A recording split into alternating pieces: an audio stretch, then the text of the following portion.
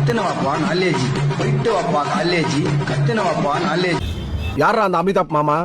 இங்க ஸ்டைலா காஸ்டியூம் போட்டு சூப்பரா நிக்கிறாரு, இவர் தான்டா எங்க அமிதாப் மாமா.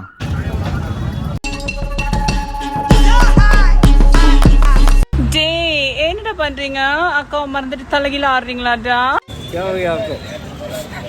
क्या हो गया तुमको? कैसे पूछा हमको?